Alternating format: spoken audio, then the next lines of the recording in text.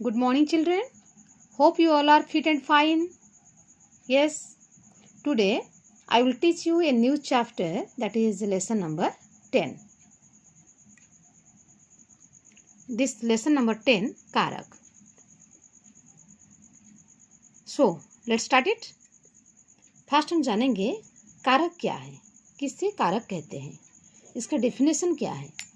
संज्ञा अथवा सर्वनाम के साथ क्रिया को जोड़ने वाले शब्द को कारक कहते हैं. क्या है? संज्ञा अथवा सर्वनाम के साथ क्रिया को जोड़ने वाले शब्द को कारक कहते हैं. इसे विभक्ति चिन्ह के द्वारा भी दर्शाया जाता है.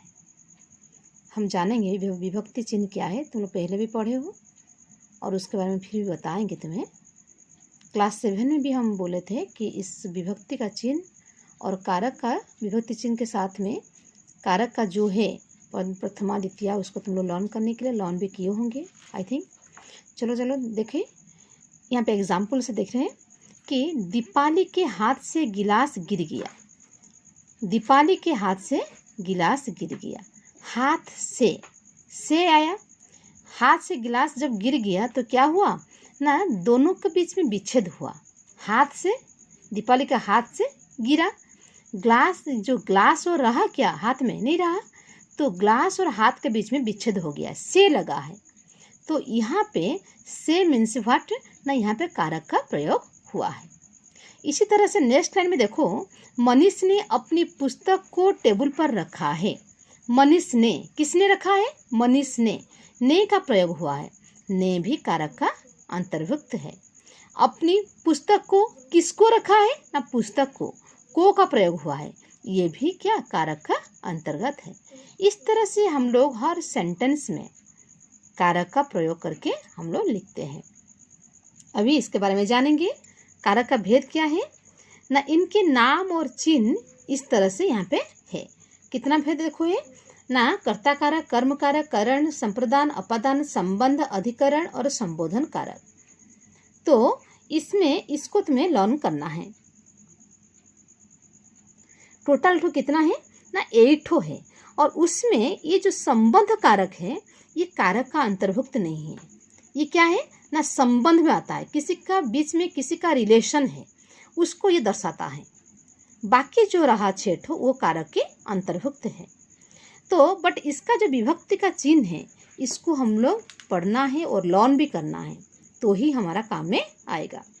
देखो, कर्ता कारक का ने का ये शॉर्ट फॉर्म में कैसे लर्न करोगे.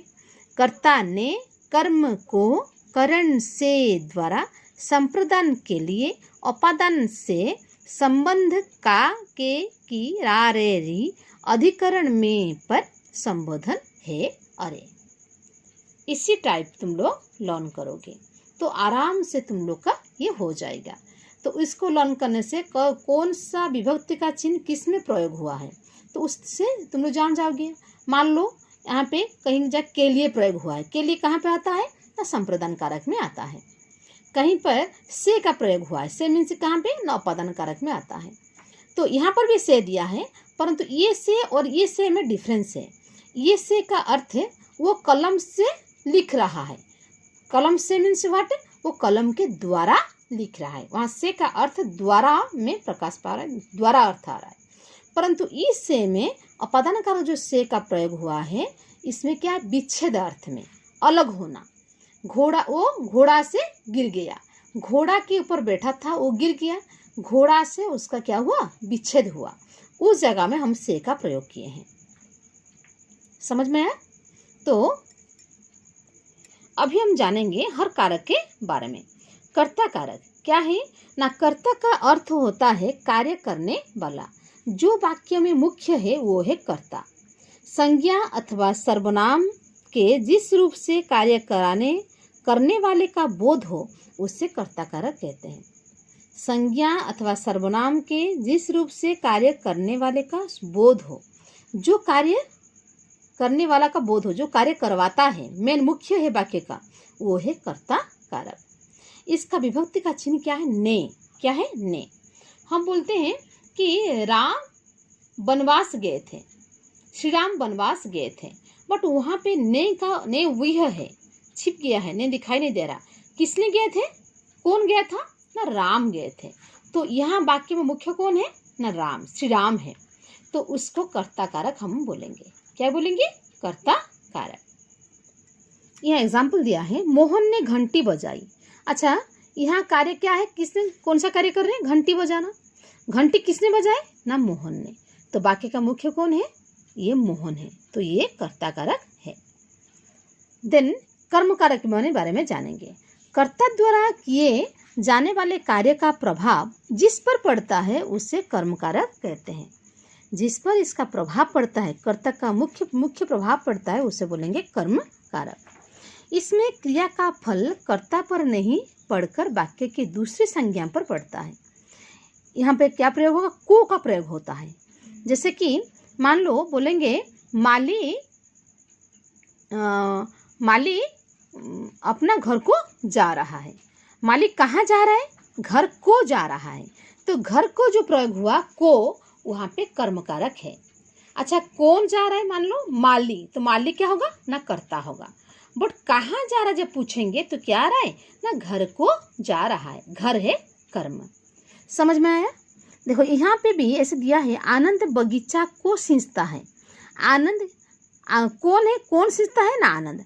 बाकी का मुख्य कौन है? आनंद है, जो कि कर्ता कारक है। बट यहाँ पे कर्म कारक के बारे में समझाया गया है, तो इसलिए कर्म कारक के बारे में जानेंगे। अच्छा, किसको सींचता है ना, बगीचा को। किसको? बगीचा को। ये है कर्म कारक। ओके, देन नेक्स्ट जानेंगे करण कारक के बारे में। करण कारक क्या है ना, करण का अर्थ होता है साधन या माध्यम। किसी का माध्यम से या किसी साधन जो है से द्वारा हम प्रयोग करते हैं। जैसे कि हम बोले कि सीता अपने कलम से लिख रही है। सीता कैसे लिख रही है ना, कलम से लिख रही है, कलम के द्वारा लिख रही है। तो कलम के द्वारा जो हुआ वो है करण कारक। यहाँ एग्जाम्पल दिया है, देखो बहुत सारा। मुझे यह सूचना आपके पत्र से मिली है। तो क्या हुआ बोलो? मुझे यह सूचना आपके पत्र द्वारा ही मिली है। यहाँ मीनिंग क्या आ रहा है? द्वारा। यहाँ विच्छेद नहीं हुआ है, इसलिए ये करण कारक है। सोनू गुड़गांव से मिठाई लाया। कहाँ से लाया ना, गुड़गांव से मिठाई लाया है। तो यहाँ पे भी क्या है ना, वो करण कारक है। विच्छेद का अर्थ नहीं दे रहा है। तो इसी तरह से मान लो राम पानी द्वारा आग बुझाई, कि बोले रेड क्रॉस वाले पानी द्वारा आग बुझाए। रेड क्रॉस वाले पानी द्वारा, किसके द्वारा? पानी के द्वारा। द्वारा अर्थ जो आया तो वो है करण कारक का उदाहरण। देन जानेंगे संप्रदान कारक। संप्रदान कारक क्या है ना, यहाँ पर भी वो को का अर्थ आता है, परंतु यहाँ पे मेन चीज क्या है ना, देना अथवा प्रदान करना। किसी को दान दे देना, वो है संप्रदान कारक का उदाहरण। को का अर्थ दो जगह में आता है, कर्म कारक में भी आता है और संप्रदान कारक में भी आता है। परंतु कर्म कारक में वो किसी को दान नहीं करते, परंतु जहाँ पे संप्रदान कारक में दान अर्थ में प्रयोग आता है, किसी का अपना अधिकार को छोड़ के जब दूसरा का अधिकार आ जाता है उस चीज में, वो है संप्रदान कारक। मान लो मैं मेरे छोटे भाई, मान लो बोलेंगे राम अपना छोटा भाई को एक कलम दे दिया, एक कलम उपहार स्वरूप दिया। तो छोटा भाई को दिया कलम और उसको वापस वो लेके नहीं आएगा। तो उस जगह में छोटा भाई को दिया तो अपना अधिकार को छोड़ के उसके कलम के ऊपर किसका अधिकार आ गया ना, छोटा भाई का अधिकार आ गया।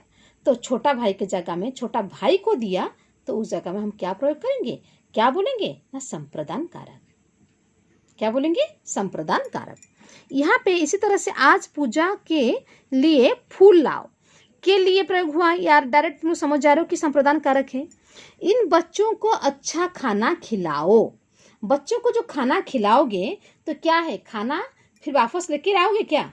उसको तुम दे दिए, वो खाना के ऊपर बच्चों का अधिकार है, अभी तुम्हारा अधिकार नहीं है, तो उस जगह में कर्म कारक होगा।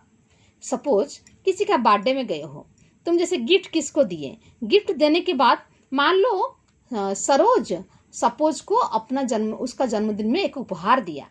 सरोज सपोज को उसका जन्मदिन में एक उपहार दिया। किसको दिया उपहार? सपोज को दिया। तो उपहार जो दिया उस उपहार को फिर मांग के ले आया क्या नेक्स्ट डे में? नहीं। तो जो उपहार को दे दिया अपना अधिकार को त्याग दिया। उसका ऊपर किसका अधिकार आ गया ना, सपोज का अधिकार आ गया, तो उस जगह में क्या बोलेंगे ना, ये संप्रदान कारक है। क्या है? संप्रदान कारक। Okay, next video I will continue that other parts. Okay, thank you.